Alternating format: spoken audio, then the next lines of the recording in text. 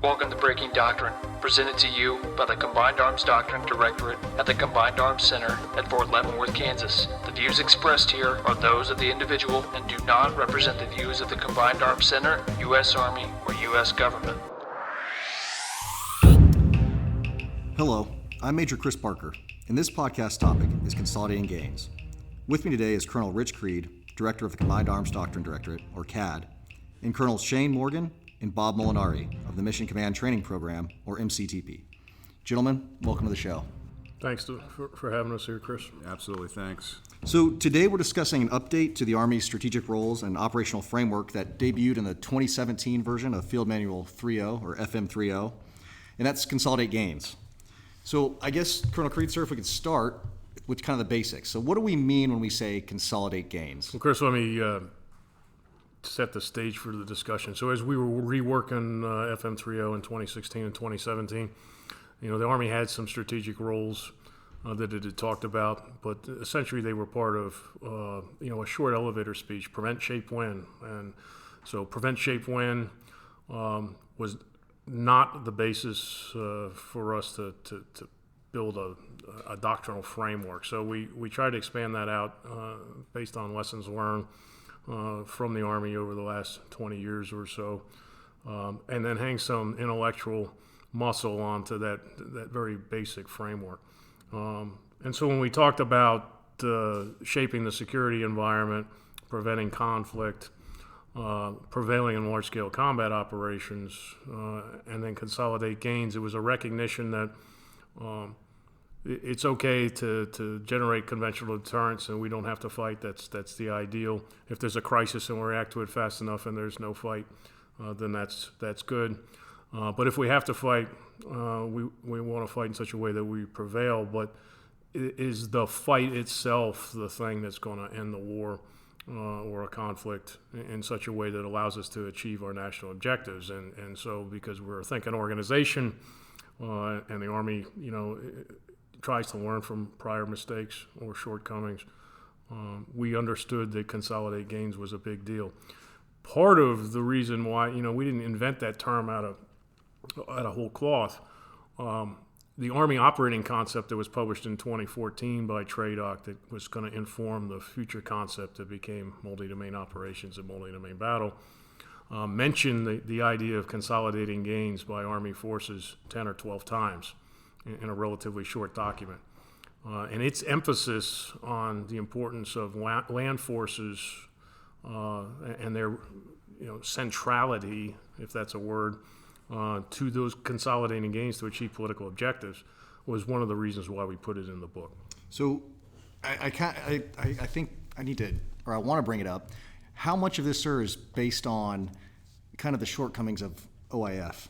We raced to Baghdad, we secured it, and then we kind of battened the hatches and hunkered down. Was this, obviously a painful or a lesson learned from the Army from this, that we wanted to hit it and fix this? I think in a large part that's a true statement. And it was an understanding that, okay, we want to do some analysis. So think about the wars or conflicts in our history that were wins and the ones that were ties or not wins that had indecisive results, right? And so Iraq was fresh in our minds. And one of the ironies of, the whole process, as we were working on the draft and Consolidate Gains became a discussion point, we had the responsibility to float the idea out with the Army senior leadership. So while here at the Combined Arms Center there was general agreement, within TRADOC there was general agreement, we kind of had to get buy-in from some other folks. And so an interesting aside is we were working on 3.0 and we would brief the various stages of the draft. We would use the Army Strategic Education Program for general officers. 10 or 15 of them would come a quarter out here, and they had senior mentors who were with them, so retired 4-stars, who were the commanders early on, guys like General McKiernan, in OIF or OEF. And so we're floating that idea out there, and it could get a little contentious in the room when you're the colonel sitting there with a whole bunch of general officers and you're trying to explain why Consolidate Gains is important and doctrine. And until we were clear about what it is we were trying to do, we weren't trying to poke anybody in the eye. We're trying to make sure that we don't repeat any mistakes, and to equip general officers with doctrinal references that will enable them to make a strategic case to our civilian leadership for the resources necessary to win a campaign and achieve the political goals associated with that campaign. And so General McKiernan in particular, as we iterated this back and forth, became one of our big champions for that, as have some of the other senior mentors.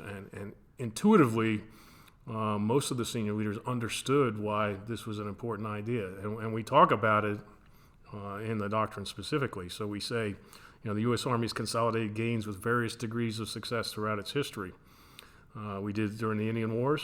We did it in the Civil War, after the Civil War during Reconstruction.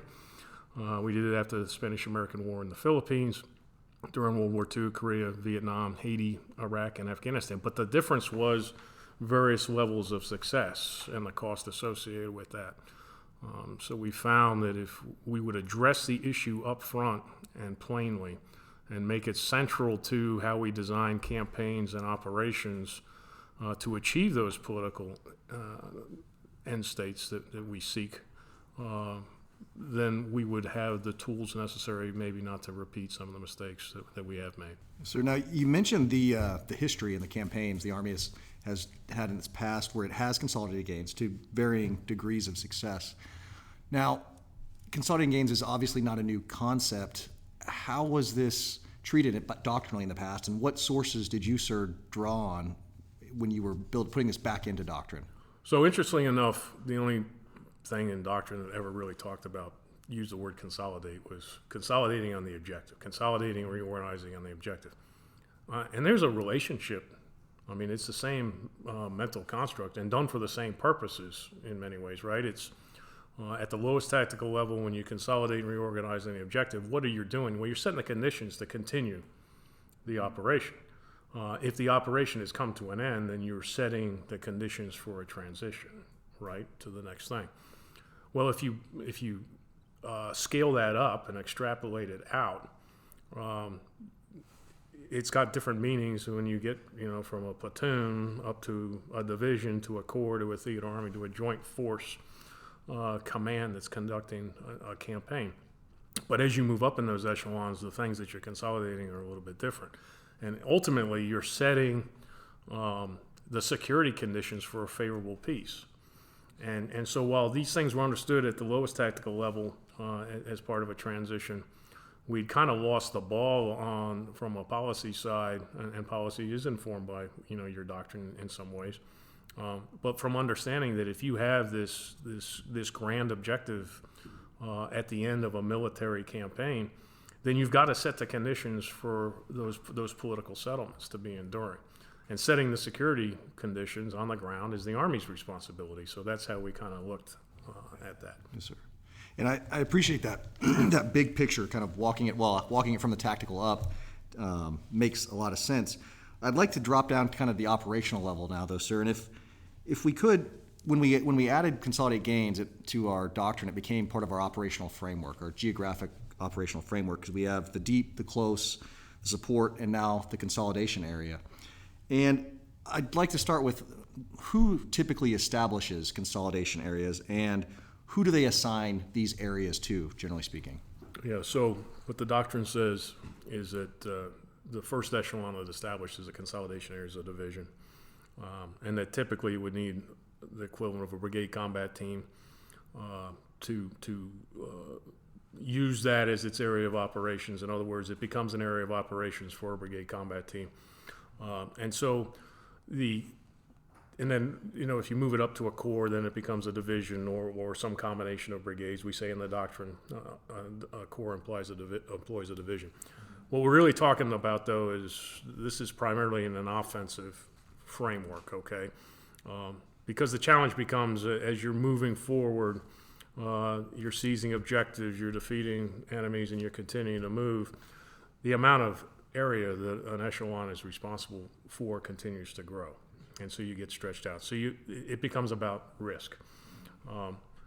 Where do I want to assume risk in terms of consolidating gains and dealing with securing population centers, urban centers, critical terrain, and accounting for all those enemy forces. Enemy forces don't just disappear when they're defeated. You don't necessarily get all of them, so you've got to account for those orders of battle. So you're going to bypass enemy forces. There's going to be enemy forces who are off to your flanks or end up behind you because your axis of advance doesn't include them. And particularly when you're conducting operations that are non-contiguous. I've got an axis advance for one brigade or two brigades in one part of a Division AO and another two brigades in a different part of a Division AO because terrain forces me that way or my correlation of forces forces me that way.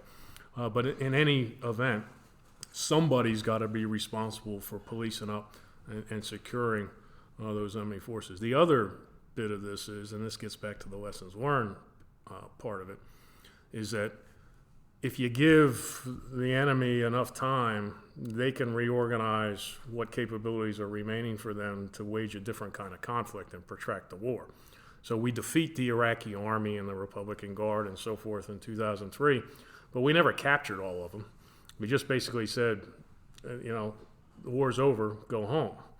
And I'm oversimplifying it, but we didn't have enough forces to occupy the whole country, so folks just basically walked home. But that gave bad actors the opportunity and the time and the sanctuary to reconstitute a protracted resistance that went on for, the first case for eight years or so.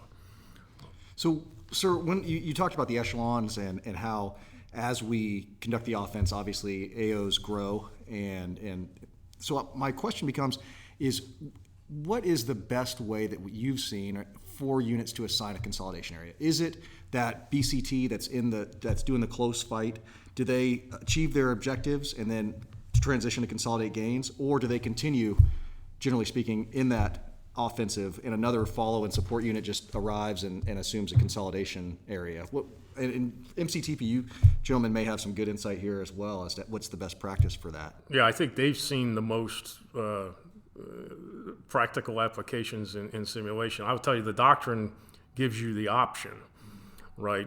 It may make sense if a brigade combat team or two in a division area of operations is relatively decisively engaged, but winning the fight in, say, an urban area or some type of other dense or close terrain, to leave them in that fight to finish the fight, whereas the rest of the force moves on. So that becomes a consolidation area intellectually. It doesn't matter to the brigade that you call it a consolidation area. What it means for the division, because they're doing the same tasks. They're executing decisive action. They're attacking, they're defending, they're doing stability operations. And those conditions change over time. So leave them in contact and let them finish that and give them additional capabilities where it's civil affairs or engineering or MPs to finish that particular part of the operation. In other cases, it may make sense to say, hey, I'm going to bypass this for now. Everybody else is going to keep going, and the following support force is going to come up and assume that mission through a relief in place or a forward passage of lines. But I'll leave it to these guys to talk about how they see it in practice. Yeah, thanks, Rich. And so for the Mission Command Training Program, who are we? Why do we exist? We exist to support the operating force, and what is our means of enabling the training of the operating force at tactical division, tactical corps, and functional and multifunctional brigades fighting in large-scale combat operations. And if there's a foot stomp, we've been focused on LSCO, large-scale combat operations in warfighter exercises for about 4 years now. And I'm joined today by Colonel Bob Molinari, so I have the privilege of commanding the organization, but Bob's really our senior OC and our senior chief operations group who's out and interacting with the divisions and the corps on warfighter exercises.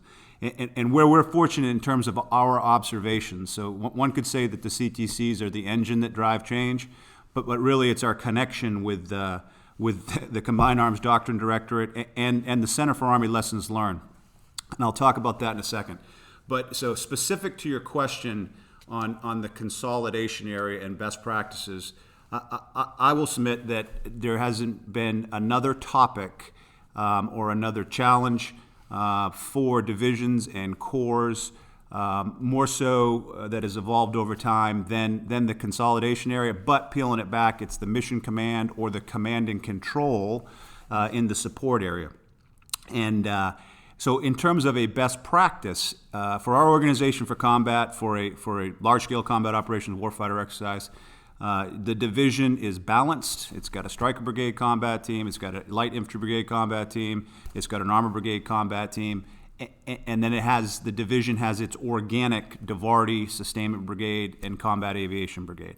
But what else is added that enables mission command and control in the rear area? And that's the maneuver enhancement brigade. And then when we talk about the command and control, a relatively new term, at least to me, Rich, correct me if it's been around for years and years, but the support area command post. And so to your specific question, what we've seen as a best practice is the support area command post structure is provided by the Maneuver Enhancement Brigade's headquarters. And that enables other brigades that operate and sustain themselves from the rear so that the division commander can be unburdened, focused on the deep fight and the close fight. But is the DCGS, Deputy Commanding General for Support in a division, if he or she postures themselves there, we have seen that's kind of the sweet spot and the recipe for success, because then he becomes, he's the officer in charge in the rear.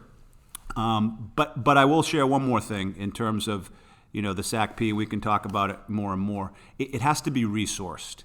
And it has to be resourced with command and control systems, mission command systems, Army battle command systems, whatever you want to call them, but so that you can clear ground, you can clear air, and you can synchronize fires with maneuver, because you have a battle space owner, call it the TCF or the brigade combat team, that's got the whole consolidation area.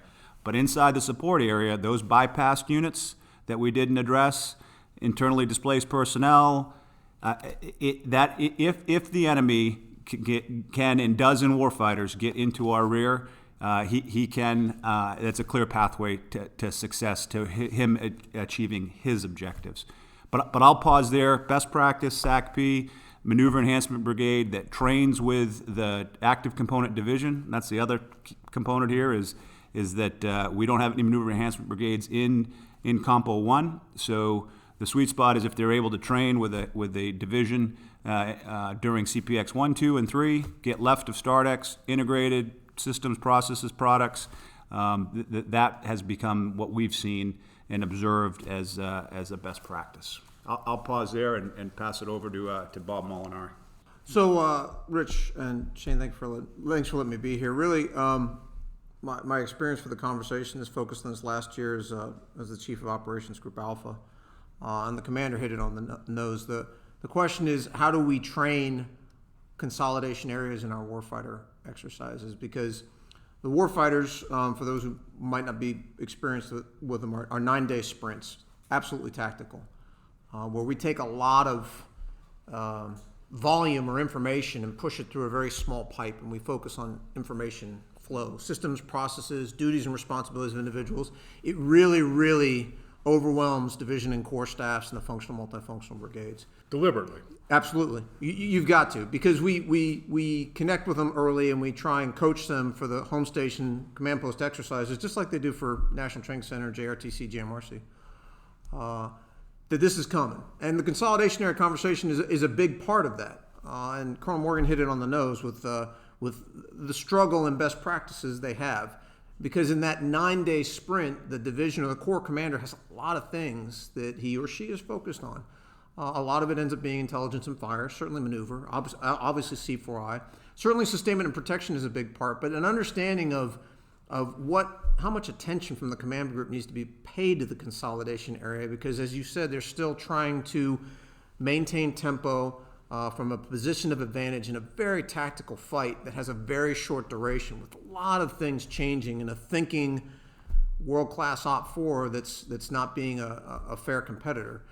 The consolidation area, as Colonel Morgan said, it's really a struggle with what resources are back there. And as he mentioned, the Maneuver Enhancement Brigades, because they're in Compo 2 and Compo 3, National Guard Reserve component, there's maybe once out of 5 warfighters that will see a maneuver enhancement brigade as a training audience. What that means is they're not out in the field in a command post in a tactical posture, and they're not able to be part of that sustainment area command post to support the division commander for support. And so because of that, the divisions and the corps, they have to come up with unique ways of taking portions of the corps and division staff which aren't resourced for it and are typically under strength and personnel to conduct that sustainment area command post C2.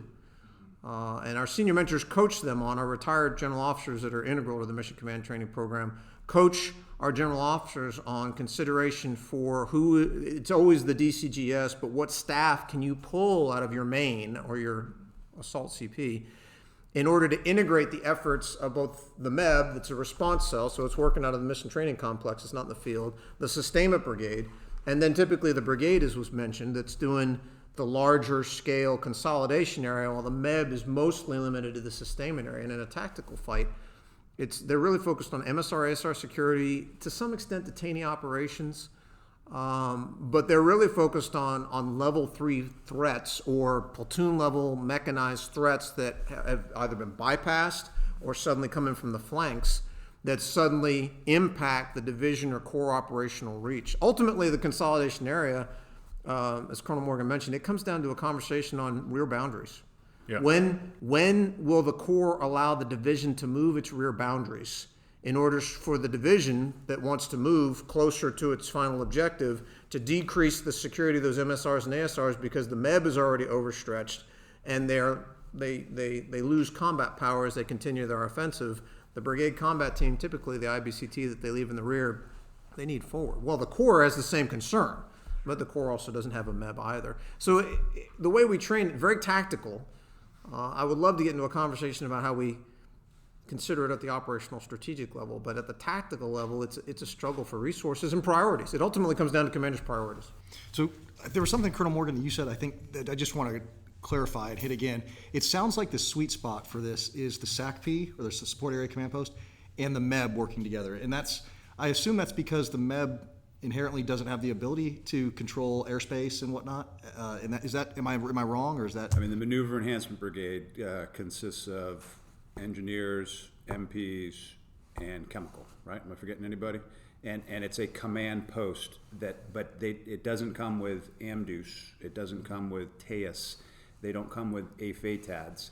And you'll find those who plug into it, the sustainment brigade, for example, they really don't have those systems either. So it's got to come, it's zero sum, and it has to come from somewhere. The brigade combat team has those systems. That's the TCF, securing the consolidation area. But that's really what it comes for. I mean, the enemy, the world-class op force, trying to get into our rear, and when he does with a level 3 threat, we will sense something, and we won't be able to shoot something because we're numb, because we don't have the systems, processes, equipment, material in place. Now, this is a known thing. This isn't just our observations. When I mentioned that, I don't think the only topic that maybe rivals it in terms of observations, TTPs, call manuals, military review articles might be the JAGIC, but the DCGSs of the division, I think, started back with then General Fenzel with the 82nd, wrote an article on the support area command post in this construct and talked about the limitations. Both for materiel, but A-way as we get lighter with expando vans and how we operate. But it really is, it's not the leadership. I think the leadership, once they're integrated, to get to know each other, hopefully go through a CPX3 together. But it's, do they have the systems and do they have sets and reps? Because it's tough enough to clear fires from the D main or on the COIC or with the JAGIC, and yet same battle space owner, command and control node has to do those things as well. That kind of probably causes maybe we need to jump back a second and discuss what's different in divisions now than maybe 30 years ago, right? So when we were commissioned, the 3 old guys here, not you, when we were commissioned, divisions had a main command post, they had a tactical command post, they had a rear command post, and they were organized and equipped to take care of the close, deep, and rear areas. The Army deliberately walked away from the rear area construct. Now, we had support areas back then as well, but they were graphic control measures inside that rear area that is where you put your sustainment and your maneuver support stuff. All the areas outside of those little circles with the routes that go in and out of them was called your rear area. But the rear command post for a division or a corps was responsible for that entirety of physical space and all of the units that were operating inside it.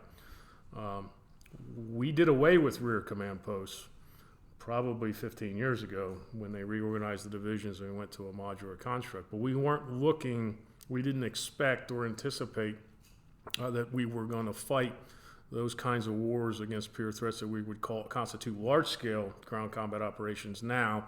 And if we did, we just figured we would adapt. But that loss of capacity and capability in those command post nodes forced the Army, and I think General Abrams at FORSCOM took the lead on this by directing that all the divisions will constitute support area command posts to fulfill that role as we shifted back to focus on large-scale ground combat operations during the MCTP warfighter exercises. The reason why it's called a support area command post is confuses everybody because am I talking about the support area or what am I talking about? The support area command post from the doctrinal perspective is supposed to be responsible for the entirety of the area between the close area and whatever echelon's rear boundary. So it's the division or the corps rear boundary, not just the support area. The support area is the area of operations for the MEB or whatever organization you assign responsibility for facilitating operations in the support area. And so, this language, once again, it becomes our own worst enemy because the deep, close rear construct was viewed as linear, and therefore it was outdated or somehow industrial age. And that's fine if you've got a certain model of conflict like the ones we were doing for a long time where everything we did was essentially operations based on a radius. I've got a central point that's a fob and everything goes out in a radius in my assigned area of operations. It's not about a continuous movement of the entire formation from one area to the next. And so when you do that, you're oriented in a certain direction and everything behind you is still your rear. So the good news is that as we go forward here over the next year, we're going to, I think, provide some additional clarity that will set people free from trying to dance around this idea, all right, I got the consolidation or I got the support area. We're going to talk about rear areas again. And consolidating gains occurs in the rear area. And the support area is a subset of the rear area, but that will free divisions to talk about potentially rear command posts again. And then when you talk about a rear command post, it becomes intuitively obvious that I'm concerned about more than just the support area, right? Well, thanks for clearing that up, sir. I think the rear area, the resurrection of the rear area is interesting. I think it's probably a very good commonsensical approach. But Colonel Morgan, I want to touch real briefly on, you mentioned the MEB again and the engineers and MPs and the other enablers that are inside the MEB. Are there other enablers aside from those that you've seen that are typically helpful in the consolidation of gains, other than just what comes in the MEB? Well, I think the MEB, again, provides the structure for the command and control to which if the DCGS, or this is a TTP, and has a staff, but if you look at others, I think everybody's got a piece in this. If you look at who's the battle space owner, and you dominate everything and own everything in that battle space, could be a brigade combat team. Although that's the decision that the commander has to make. We give the, for our warfighter exercises, we organize for combat. I described it earlier, but then it's the commander's decision to task organize as she sees fit. So, we do have MPs, MP brigades that participate in warfighter exercises. We do have engineer brigades. We have functional MI brigades that come in. It's not necessarily a matter of who is specifically focused on consolidating gains. It just has to be somebody with the rose pinned on them, and they understand that, that's part of their, running estimate. That's part of their assessments. That's part of, we're going to circle back. We made these assumptions. Are these assumptions still valid? I think is how I would best describe it. But Bob, over to you.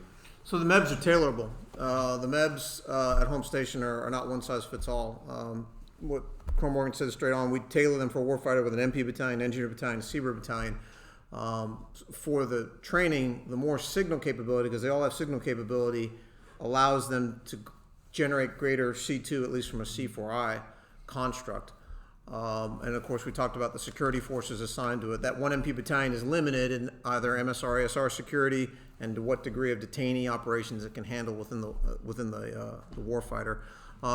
The real question is the lash up between the MEB assigned and because the SAC-P is a C2 structure. It should have systems and processes that allow it to command and control everything coming in and out of a fixed area, so the sustainment area and the consolidation area, because you're going to have a lot of other non-divisional assets in there in a warfighter.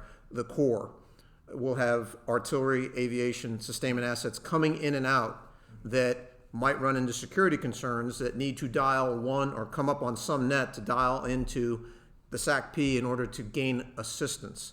The assets, for the question you had, it's really tying the SAC-P into not just the MEB and the sustainment brigade and that BCT that's security, but how can the CAB assist in a warfighter with aviators that are coming back from operations in the close area to clear NAIs in the rear? It's something it takes a while to morph into, because so much of the focus for, again, a 9-day sprint in a warfighter is on taking ground and moving forward. Just that synchronization is really overwhelming for a new team of leaders and professionals. It's just a lot to do. But no one's thinking, how do we squeeze out every asset we have in the rear for security or contingency preparation, so that when bypass forces or a flank attack comes out, or sometimes we'll even interject an air assault of Op 4 forces coming in, that they're able to address it. So it's not asking for more, it's integration of what you have. Integration between the division and the Corps, integration of everything within the division, because typically the CAB is kind of really focused forward and they're not clearing NAIs. And the DIVARTY, which is typically co-located with the command post forward, has a lot of elements that are back there that are waiting to move forward that can also be used for security. So it's really maximizing what you have. Oh, I think that makes sense, right? But you touch on an interesting point, and I'm curious, do you see this idea of consolidating gains at all at odds with the drive for momentum and seizing the objective? And if so, how do you, I mean, you kind of mentioned how units can strike a balance with, trying to do both, but what are some of the best practices for bridging that gap between the need to have momentum, initiative, and seize the objective, and then also consolidate gains at the same time? So it comes down to a balance based on priorities. The CGs I've had the honor to work with over the past year have all emphasized the concepts of tempo and presenting multiple dilemmas to the enemy, because it's the only way to gain a position of advantage in a Korean threat against an enemy that has been in a deliberate defense for 60 years, or in a Baltic scenario where it's a peer-near-peer competitor and it's got a fantastic integrated air defense capability. Tempo and multiple dilemmas, and also the incorporation of deception, is the only way to do it. But you've got to balance those very complex operation with your rear, with consolidating gains, and not forgetting that in order to maintain up tempo, you have to maintain operational reach, which translates to how much MSR, ASR do you have to secure to bring class 3-5 forward and to move your casualties backwards. And that balance, that priority typically tilts to the tempo and tilts away from the operational reach until we get into about day 5, day 6, day 7, when the division is really starting to feel the impact of securing so many MSRs, ASRs. And that's when we have a conversation about boundaries. And asking the Corps, hey, we'd like to move our rear boundary, and the Corps saying, so we've got stuff going on here in the Corps consolidation area, and it's fairly lethal in nature. We're not ready to do that. It's a great conversation between echelon to talk about that balance versus priorities. I would throw another thing out there. When we were thinking about this and whiteboarding it as we were trying to figure out the doctrine, it really comes down to when and where you're going to accept risk. So, outside of an exercise construct where the focus is training very specific skill sets for very specific echelons, and you work with the most lethal backwards, right? From the doctoral perspective, we were trying to think through, okay, there's different scenarios where you've got to accept risk differently. So using historical examples, the U.S. Army in Europe in the Second World War we consolidated gains as we went along on a broad front, right? And everybody that's seen the movie The Bridge Too Far always, here's the arguments between Montgomery and Eisenhower and Bradley and Patton about, hey, we're going to do the deep, fast thrust to achieve some sort of immediate results versus this broad front that's creating multiple dilemmas and doesn't allow the enemy to concentrate against one effort, but it also allows you to consolidate gains and reestablish, say, the French government and the Dutch government and all those things the Belgian government, as you're going along. And so out of necessity, you do bypass things. So there were channel ports that didn't surrender till, April of 1945. But you bypass them, you sealed them off, and you continued to consolidate gains as you went. You can contrast that to the Pacific campaign where you bypassed large numbers of forces. But the risk of those forces you bypassed doing anything to you when there was no naval or air support was essentially zero. So you could consolidate gains on all those bypass Japanese forces after they surrender, essentially, right? So in a modern context, the tension would be, if I've only been allocated enough forces, think 2003, to cause the fall of the government, and my political imperative first, in the near term, is to defeat them, and I'm going to make assumptions about everything else turning out wonderfully, then I'm going to accept risk up front. I'm going to use a smaller number of forces. I'm going to move very fast. I'm going to achieve tactical victory that has some strategic results. But then I have to go back and I have to consolidate gains. And so in some cases, and there were actually examples in the March to Baghdad of forces moving back to re-secure lines of communication along ASRs and MSRs, right? I think the brigade from the 82nd and 101st both did that, although my history might be off. But the bottom line is, do I accept risk to tempo by taking a very deliberate approach, which may give the enemy some advantages, or do I accept the risk by moving fast and then going back to consolidate gains afterwards?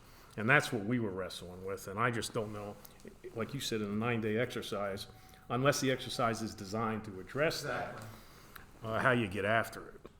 The tempo piece, it's synchronized, right? If you look at it, this is we got to remember, large-scale combat operations, this is a tactical core that's commanding, controlling subordinate tactical divisions. And in our new scenario that we're applying or rolling out here next month, it's a tactical core with 4 subordinate tactical divisions.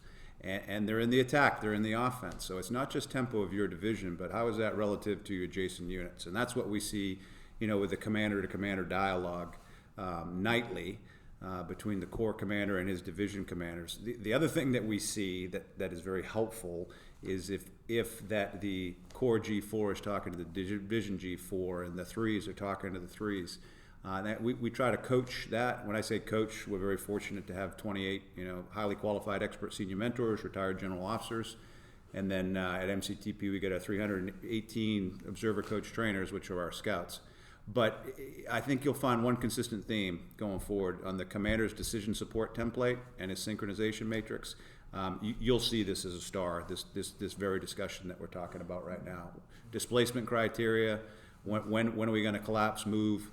The consolidation area, and it's a discussion as Bob sees it more so than I do. I'm fortunate to be with the HICOM commander during warfighter exercises, so there's not as much pressure on him because he's not a training audience. But these are the discussions that are occurring, and there's some negotiations that occur between division and corps commander on this said topic.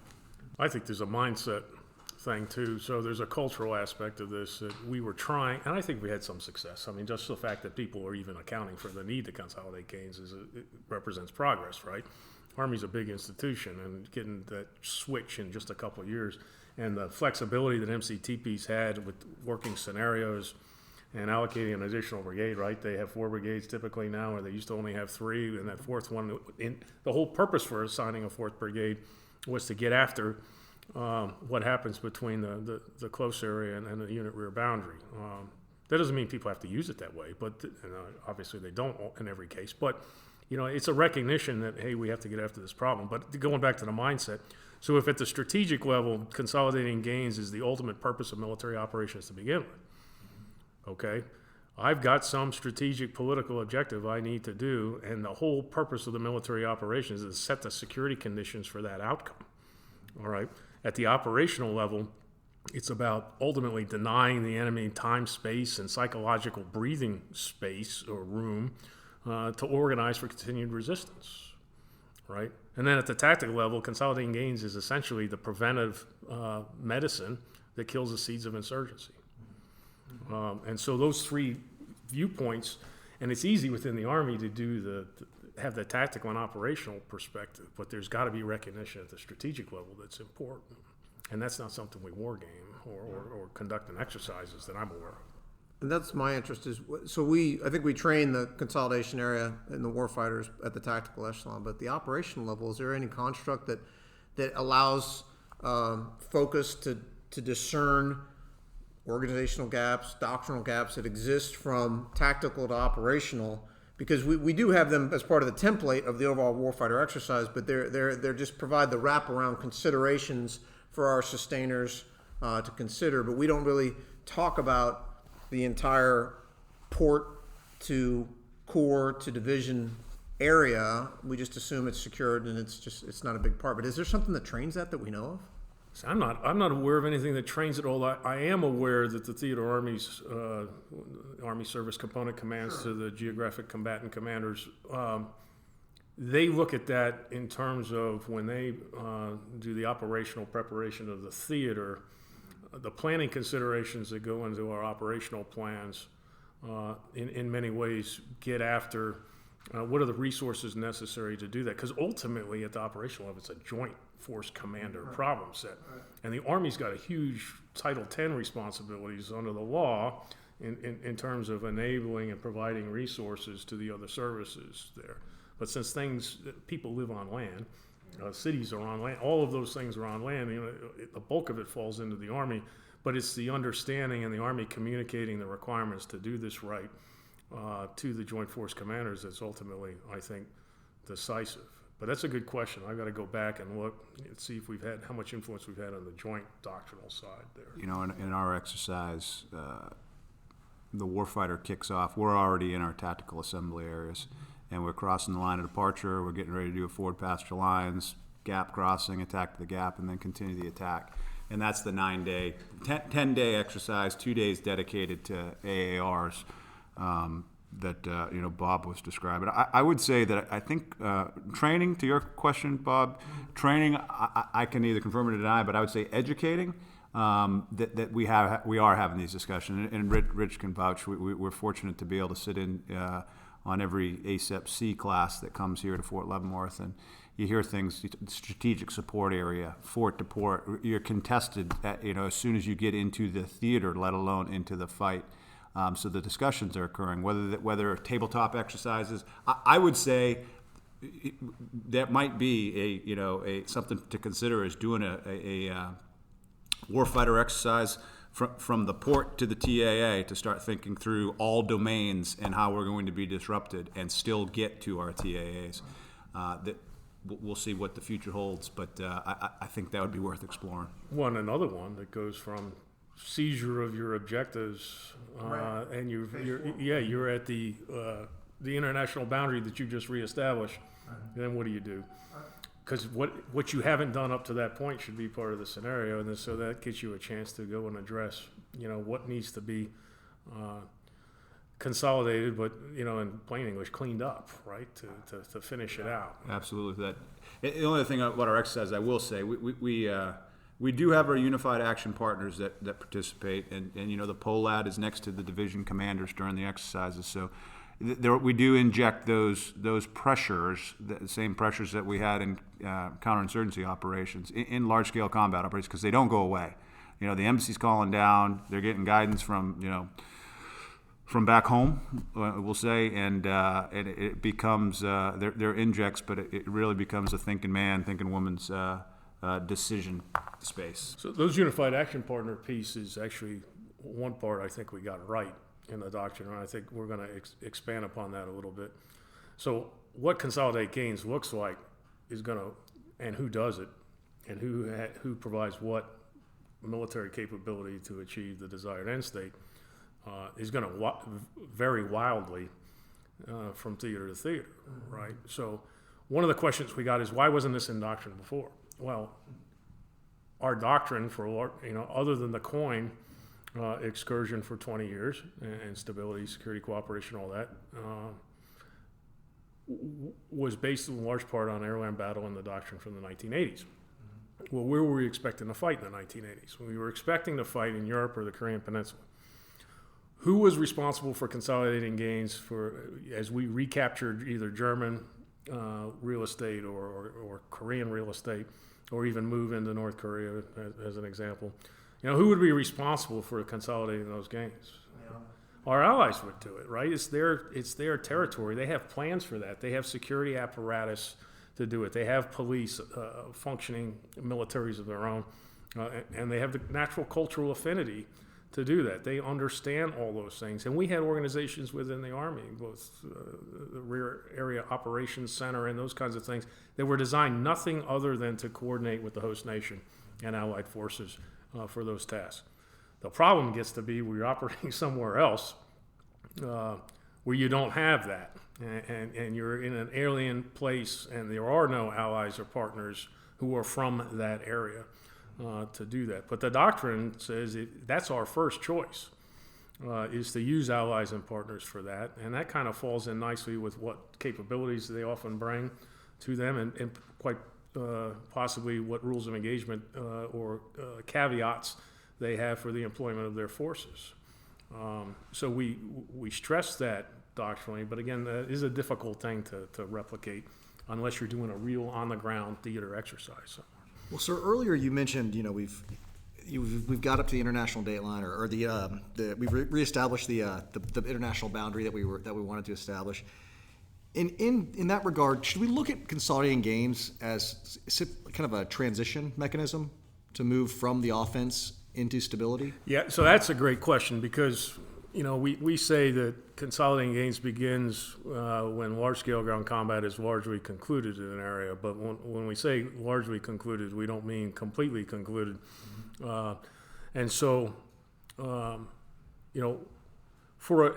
terms of a transition, the transition is bigger the higher the echelon you go. So a brigade that's conducting offensive tasks to clear an urban area, a city of some sort, they may be consolidating gains on behalf of a division or corps, all right, but they're not in their mission statement, go consolidate gains. They're being given tactical tasks to accomplish missions to secure this population center, these people, that critical piece of terrain. So they're conducting decisive action. So at the lower tactical level, as things mature, it may become less violent and more stability operations focused, but that's going to be a natural occurrence that it should be transparent to a brigade, for example, that it's doing that. Whereas a division doing it for a corps, the divisions that were ahead of part of the corps that have already conducted operations through that should have set some benchmark of conditions for which that follow and support division that is consolidating gains, it's going to be a different mission profile and set for that division, because they know that's what they're there to do. So we're going to conduct some attacks to finish off the diehards in this area or that. We're going to conduct pursuit and exploitation to chase people that want to go hide in the mountains who are hiding in this urban area. Okay, we got that.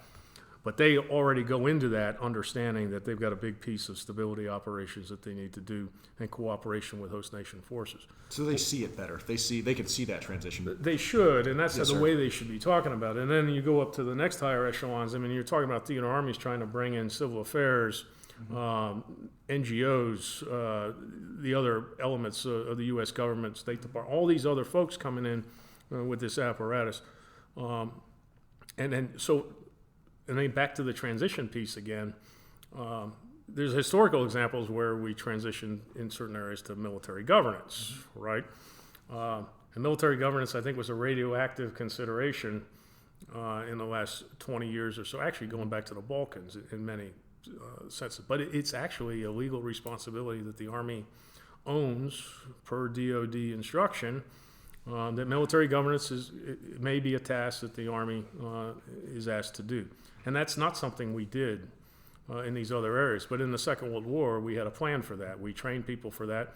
And that's where the skill sets and the reserve components, the Army National Guard and the Army Reserve come into place, because you've got people who actually do civil government things as part of their day job.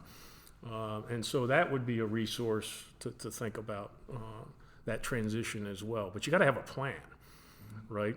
And so the doctrine is really just tipping people towards, hey, you got a plan for this, you got to have a plan, and you got to figure out how you're going to resource it. So we kind of we talked about some of the higher echelon issues. If we could, I just want to recap at the low tactical level. What activities are we talking about with Consolidate Gains? Because, sir, you started to talk a lot about the use of civil affairs and that security piece. Can you describe the combination of security and stability tasks that we generally think of make up Consolidate Gains? Yeah, so I kind of think about it, and as we were writing this, the team that was working on it, we were thinking about it in terms of there's a temporal aspect to it, right, the time. So over time, your mix of tasks should change. If you're successful and you're defeating the opposition, then things should be getting better, right? So I'm no longer is wholly focused on the things that are going to kill me, right? So decisive action says that we conduct offensive, defensive, and stability operations simultaneously, but we don't do it simultaneously in the same unit, all right? So I've got to finish defeating the people that could kill me first, all right? That's first and foremost. Now, we always have the requirement as American soldiers to comply with the law of armed conflict. So that means there's always a minimum level of stability associated tasks to protect populations, as an example. So we always have to do that. So that goes without saying, but we say it explicitly. But over time, as you've defeated the enemy, you've accounted for that order of battle, right? Because it gets back to the preparation up front. I need to know all of the folks that I'm fighting so that I can make sure I've accounted for all of them and they have not melted away somewhere to become guerrillas the day after tomorrow. But at that very lowest tactical echelon, again, it should be completely unimportant to me whether I'm consolidating gains or not. I'm executing the task that the division has given me to do to support the higher commander's course of action or scheme of maneuver. Over time, it will become more obvious as the situation matures, whether I'm doing it or the unit that comes behind me and relieves me and assumes responsibility for my area of operations. Either way, it will become more clear. And I think probably from a human psychology standpoint, ultimately you would prefer to have someone transition in to Consolidate Gains formally so that I can make the separation between attacking and defending and then stability tasks, because that's sometimes a difficult psychological transition. And again, there's many historical examples from the Second World War of that, but Korean War as well. The biggest challenge, at the tactical level, is always the commander's intent, whether written, purpose, key tasks, and end state, and that for those that are in those tactical formations to understand the end state to which they're achieving. And if they achieve said end state, to not be confused, that means you're getting on the first plane going home. Because it gets back to, it's consolidating gains, it's sustaining momentum, it's maintaining the gains. Throw whatever word you want in front of it, but because if you don't, it sets the conditions that Rich was just describing, and we've seen in our Army at other places. So I don't know about you guys, maybe you share your experiences, but I was always very frustrated early on in Iraq with the narrative that came out that, the U.S. Army forces on the ground didn't know what they were supposed to be doing, and, you had the images of the museum getting looted in Baghdad and all this other stuff, right? But this gets to anticipating those transitions at some point and making somebody responsible for stuff. Because if you had American soldiers shooting looters coming out of the museum, that would have arguably been more problematic than watching them, right? And the reason why I say that is, a large part of the Army did stability tasks through the implied threat of force in the Balkans for, at that point, 5, 7, 8 years. And a large part of the Army had gone through that. So I think in many ways it was a false narrative in the sense that Army units knew, in most cases, the kinds of things that they were doing. They were actually doing them. There just weren't enough of them to do it on a national scale in everywhere. So in each of the pockets of areas of operations for battalions, people were consolidating gains as best they could with what they had. But it's got to be a plan. It can't be an ad hoc thing. And when you're doing large-scale combat operations, large-scale means it's going to be over an extended area, and it's going to extend in from the tactical up to the strategic, and there's got to be some sort of alignment there. You can do the best you possibly can at the tactical level, but you're not going to solve all those problems at the operational and strategic if you haven't anticipated them. Does that make sense? I mean, that was my experience. Perfect sense. And, and whatever that area of operation looked like before large-scale combat operations, it no longer looks like that now. And to have that plan in place, knowing that there is a transition to security or to support activities, and to have a plan and be ready to execute, because it may be upon you hopefully quicker than you had anticipated. On that note, sir, do you see the units, I guess, planning that, what we would typically call phase 4? Or because I feel like in the past it was often kind of just a hand wave. A phase 4, we get there. And we've focused back on LSCO, large-scale combat ops. Are we still, I guess, planning for phase 4 or not? Have we lost the bubble on that? Do y'all have any input on that? So just for a warfighter, one of the tasks is that the division of the Corps, whoever's the senior training audience, has got to provide a feedback on transition for once the objective is established, for forward passage lines of another force forward, or in the Baltic scenario for security of the international boundary. Now that's just a briefing. It's not actually, the 9 days doesn't allow us to go into that piece, but in that your Corps planners, your division planners will integrate unified action partners and start considering and start trying to understand more than what they already understand going into it, the capability of allied forces, the availability of local police forces, the role that state and interagency is going to play in that consolidation piece. So it is a very small part that we ensure is part of the warfighter construct, but again, it doesn't get as much attention as that tempo piece, taking terrain and synchronizing other warfighting functions. And the only thing I'll add, and Bob's 100% spot on, but it is a trend that we've seen. We've seen it getting better, but it's the enforcement of the planning horizons at echelon. And the warfighter exercise, I mean, it centers around the ATO cycle, 72-hour ATO cycle. If you're not looking beyond 72 hours, you're not going to have the weaponized system to kill the enemy in said large-scale combat operations. But what we see, where's the excitement in a warfighter exercise, right? It's in the JAGIC, it's on the COIC floor, it's in the main. But those units that are disciplining themselves to having current ops, future plans, because we're going to provide the forcing functions for future plans to be looking out at what Bob just described, and we'll recognize. But that's the fundamental challenge, if you will.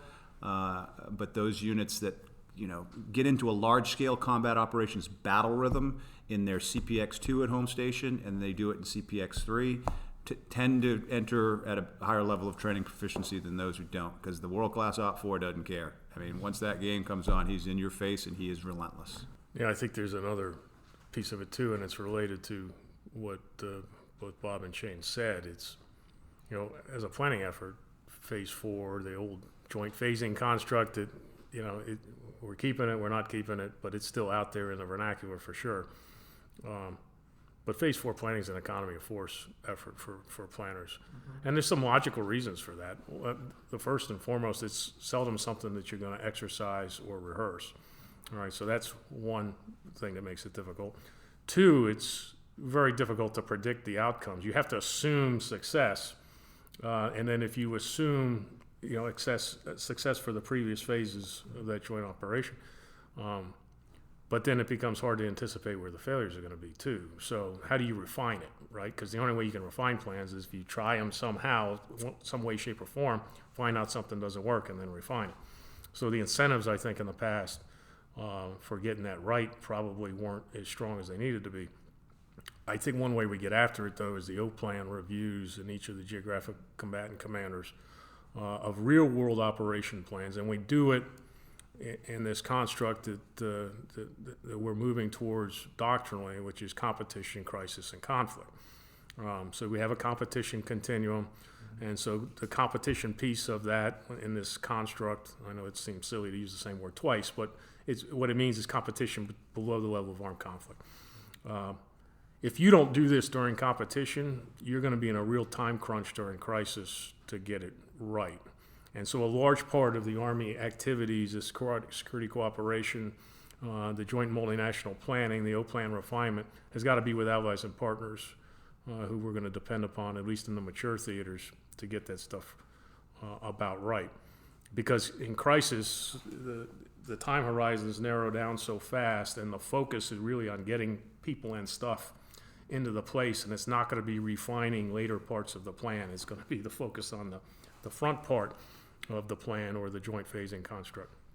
And then during conflict, large-scale ground combat operations, we're past the days where we think that those are going to be over in a week or even 30 days. And so after the conflict starts, things will start to happen that we should be able to anticipate where we need to start accelerating our approach to how we consolidate gains in terms of either resources or even just the course of action that we assume.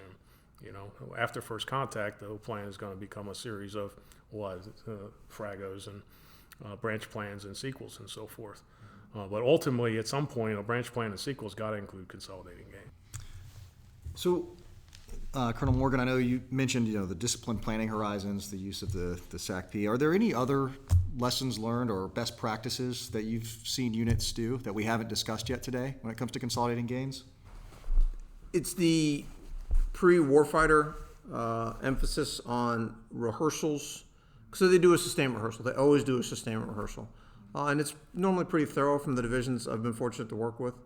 But they really don't go into the detail of what happens with an uncooperative enemy in the consolidation area. It typically tends to be more set-pieced, the sustainment rehearsal. It doesn't go into the security considerations, and it really doesn't go into the consolidation areas. What if something happens? What if a level 3 threat pops up? What if the enemy air assaults something in? What if bypass forces get through? So it's the rehearsals leading up to it and beyond just the flow of all classes and commodities forward into the rear. But that again, it goes back to who is responsible, typically the DCGS, for everything going on here, and what resources do they have. A TTP that we recommend, even though time is real tight going into a warfighter, is just do a consolidation area rehearsal, purely tactical. Contingencies. What's the worst case scenario that the Division G2 could red team into the consolidation area? And have we really integrated the CAB and the FAB and all the core stuff that the DCGS is supposed to have visibility on with the MEB and the Sustainment Brigade CPs co-located? So that rehearsal pre-warfighter, I think, would address a lot of the vertical learning we see day 5 and 6. So, the other thing, and we kind of joke about this, but we've all been on the DIRT CTC rotations, right? So you go to NTC rotation and a brigade combat team, or Hohenfels or Fort Polk, but if you were to stand on a prominent piece of terrain behind the edge of the close area, you would see the command posts for the battalions, and you'd see a lot of activity, right? You could watch the dust from the vehicles as they're moving around. But if you were to turn around and look behind you, if the support areas, say the brigade support area is 10 or 15 clicks back, doctrinally, the only thing you're probably likely to see is maybe a few antennas here or there for retrans for communications, and then some. If it's log pack time, you'll see vehicles moving back and forth.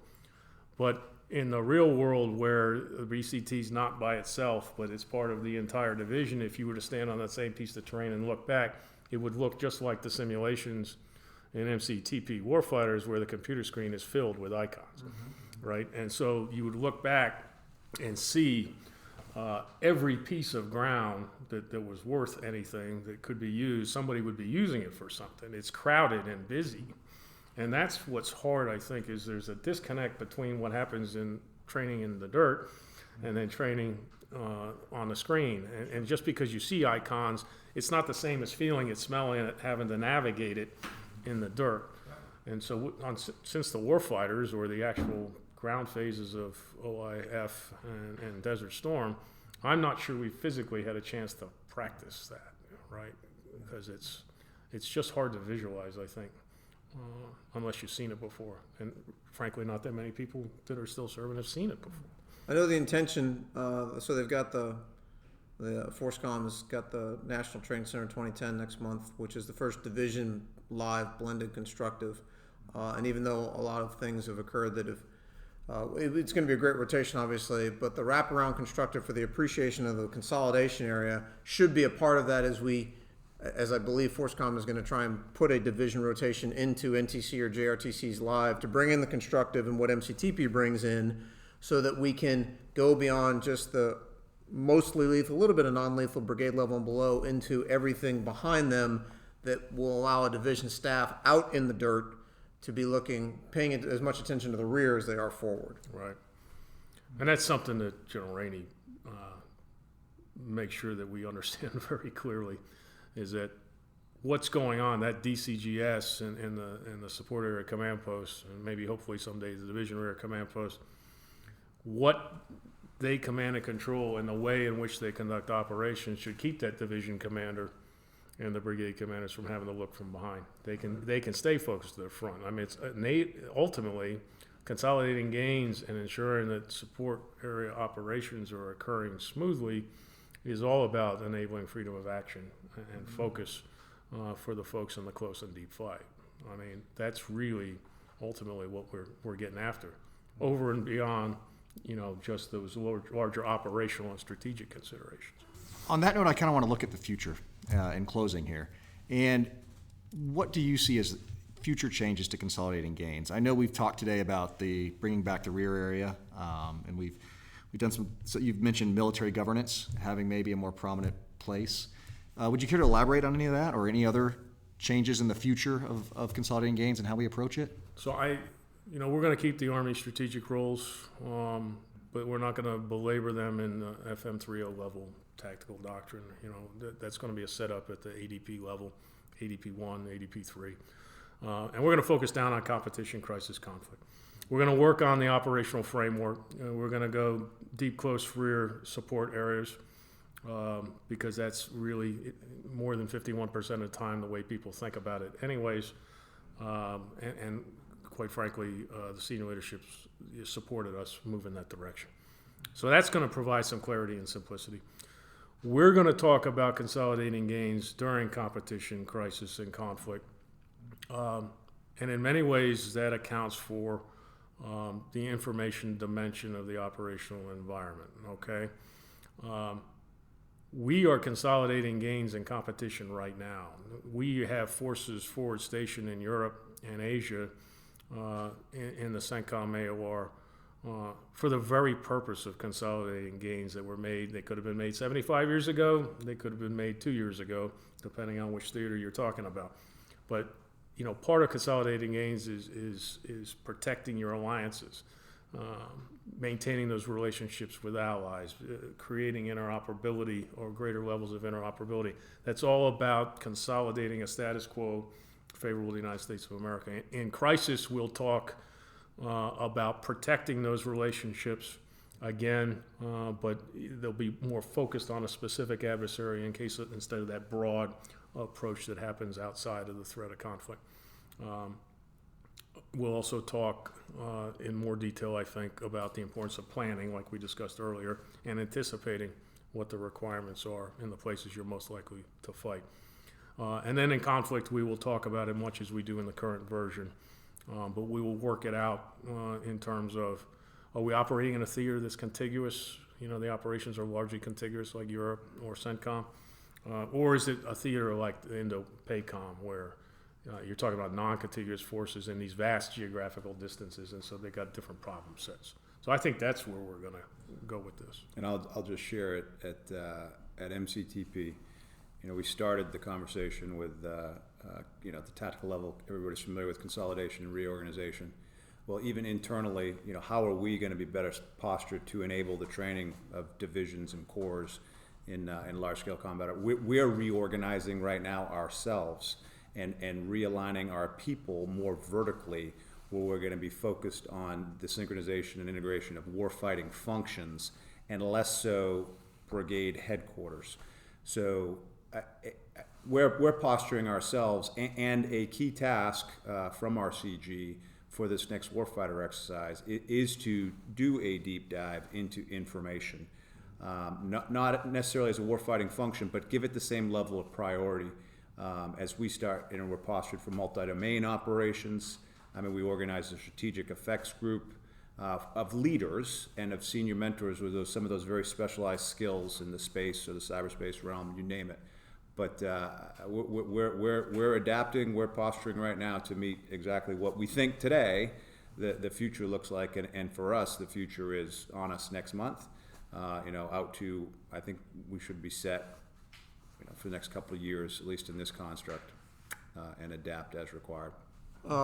As far as going forward, I obviously agree with what Colonel Creed and Colonel Morgan, but just kind of thinking about it going in the future, I think the and this is a big assumption, but the Corps commanders, division commanders, the DCGs that support them and their staffs, they would agree. They understand the importance of the consolidation area and consolidating gains, and the appreciation for rare areas and that construct. I think if they were in this room again, this is just an assumption. A lot of them would say, I don't disagree. It would be great, what we always ask for, to have additional staff to assist with that, or that MEB availability to train with it, to really do that once every 2 years for the active component, or once every 4 to 5 years for the National Guard divisions, to train with that lined up MEB, even though it's not the only element in the consolidation area, but it's a big part of where the conversation starts, and it assists the division staff from having to give up folks, and that's why I meant more people, to go back there and compensate for the MEB that just doesn't bring as many of that one training opportunity every 2 years or every 4 years. So it's an organizational issue. It's also a material issue too. I mean, I read some of the draft for rear operations, and I thought it was great. I mean, some of the things we're kind of bringing back in the construct I thought was really interesting. But on the material standpoint, for DOTMO PF proponency, the command post ability to put tents back there to create that command post with the C4I for the flow of information, and then bringing the MEB into it, I think would allow, if they were in this room, that those Corps Division commanders would say that would, I understand the importance, I'm all over the importance, but if I just had additional capacity for either personnel or training or material, it would allow me to really get after what doctrine is telling me I appreciate. Yeah, and I'd be remiss if I didn't mention, because I can't believe I didn't mention it, but so TRADOC, informed by AFC in cooperation with AFC, but TRADOC's got the lead here at Combined Arms Center, and General Rainey and General Funk going after how the Army fights and how that informs modernization. So we're doing a series of things and Consolidate Gains becomes part of it, with the focus on how do we address the issue that all the MEBs are in Compos 2 and 3 in the Army Reserve and National Guard. And so do we need a protection formation that's responsible for in the active component, that's responsible for securing the support area and conducting maneuver support for other operations. And then if we do that and we solve that part, the support area piece, then the rest of the rear area challenge becomes more clear. And so these organizational and material fieldings, they're imminent. Those things are going to happen. We just don't know exactly what they're going to look like yet, but they will happen within the next 4 or 5 years. Very well. Well, gentlemen, do you have anything else that we should address today, or? No, I think these are, from MCTP, these are awesome. Thanks for doing them. I mean, we're always looking for ways to get our observations out there and the things that we're reading, and we do want to be the conduit or the repository for the joint and really Army forces to reach in, because we have time. Our mission, we're warfighters, so we're combing through everything that comes out of CADD, comes out of the Center for Army Lessons Learned, and we're hanging products and processes and SOPs on our site. So by all means, we exist to support the operating force, and hopefully some of you out there are listening. Well, we're going to make sure we bring you in to some more of these going forward, and we appreciate the cooperation and the teamwork. Yeah. Well, gentlemen, on that note, thank you for joining me today. Thanks, Chris. Cool, warfighters. I'd also like to thank our listeners and note that the views and opinions expressed in this podcast do not necessarily reflect the official position of the United States Army, the U.S. Army Training and Doctrine Command, or the Combined Arms Center. I'm Major Chris Parker, and this is Breaking Doctrine.